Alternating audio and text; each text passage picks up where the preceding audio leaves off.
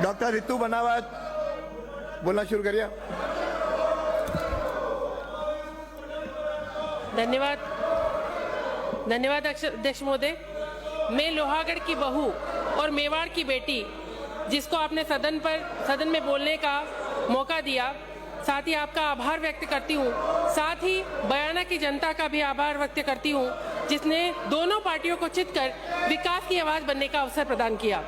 आज समस्त भारतवासी सौभाग्य की दिवाली मना रहे हैं और हमारा बयाना परिवार तो और भी ज्यादा सौभाग्यशाली है। जो राम मंदिर में पत्थर लगा है वो हमारी धरती के गर्भ से निकला है।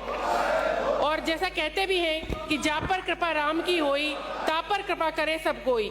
हम सब राम जी की विशेष कृपा से यहाँ पहुँचे हैं और माननीय भजनलाल जी सरकार पर विशेष कृपा हुई। मैं आपको शुभकामनाएं दूंगी कि आज भरतपुर जिले को विशेष सौगातें आपके द्वारा दी जा रही हैं और इसकी शुरुआत भी हो चुकी है। पीकेसी ईआरसीपी पर बधाई। मोदी जी और आदरणीय जल शक्ति मंत्री गजेंद्र सिंह जी को भी बधाई। अध्यक्ष महोदय, हमारा अन्नदाता आज परेशान है। रात में कड़ाके की सर्दी में सिंचाई करने को मजबूर है। बयाना विधानसभा क्षेत्र के 3 किसानों की रात में सिंचाई करते हुए अभी तक मौत हो चुकी है। मेरा आपसे आग्रह है, साथ ही आवारा पशुओं को के कारण से 5 लोगों की मौत पिछले 6 महीने में बयाना विधानसभा में हो चुकी है। मैं आपसे अपील करती हूँ कि इसके निदान हेतु नंदीशालाओं का पंचायत या उपखंड स्तर पर निर्माण करवाया जाए। माननीय अध्यक्ष महोदय, हमारा भरतपुर जिला औद्योगिक विकास में ठप पड़ा हुआ है। सिमको और डालमिया जैसी कंपनियां बंद होने की कगार पर है और दिल्ली में जो पोल्यूशन होता है उसकी वजह से हमारे यहाँ पर औद्योगिक इकाइयाँ जो है वो एक महीने बंद होती हैं, जबकि मथुरा दिल्ली के निकट होने पर भी एनसीआर में नहीं आता। और एनसीआर का जो फायदा अलवर को हुआ है उसका 1% भी भरतपुर जिले को नहीं हुआ है। मैं ये कहना चाहती हूँ कि हमें एनसीआर के हिसाब से जो विकास मिलना चाहिए, अगर विकास नहीं मिलता तो हमें एनसीआर में से मुक्त किया जाना चाहिए, क्योंकि हमारे यहाँ पर औद्योगिक विकास की ज़्यादा स्थिति नहीं है और यहाँ पर कोई भी बड़ी कंपनियां नहीं है। मैं आपसे ये कहना चाहती हूँ कि इस विषय पर गंभीरता को देखते हुए डबल इंजन की सरकार के माध्यम से इस समस्या का निदान करें। माननीय मुख्यमंत्री जी भरतपुर से आते हैं और उनका विजन भी भरतपुर के विकास का रहा है।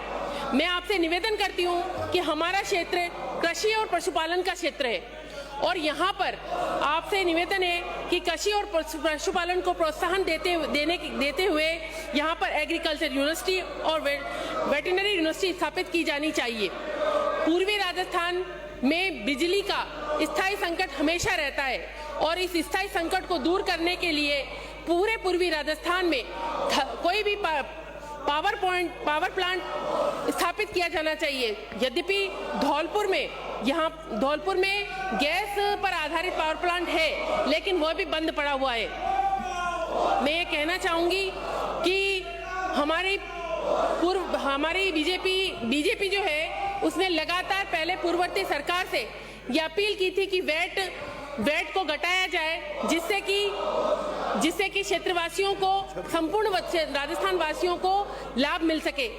और क्योंकि हमारा जो पूर्वी राजस्थान है, चाहे वो हरियाणा से सटा है या यूपी से सटा है, वहां पर हर लीटर पर लगभग 8 से 10 रुपए की कमी रहती है, लेकिन सीमावर्ती राज्य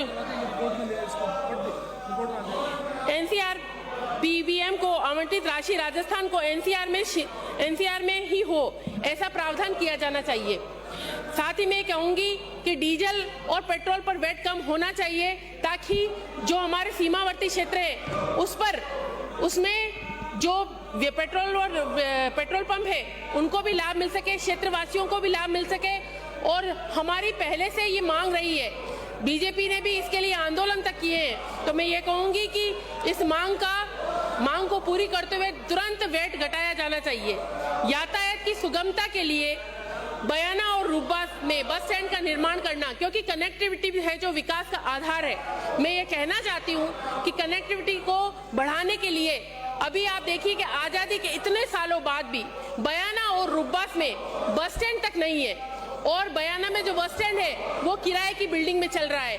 मैं सरकार से ये कहना चाहती हूँ कि बयाना और रुब्बास दोनों जगह बस स्टैंड का निर्माण कराया जाए, और जो रोडवेज की बसें बंद हो चुकी है, क्योंकि रोडवेज की बसें पहले बयाना में 10 चलती थी, आज 4 भी नहीं चल रही है। तो मैं कहना चाहूंगी कि रोडवेज की बसों को ज्यादातर कनेक्टिविटी के साधनों को उपलब्ध कराया जाए, जनता की परेशानियों को दूर किया जाए।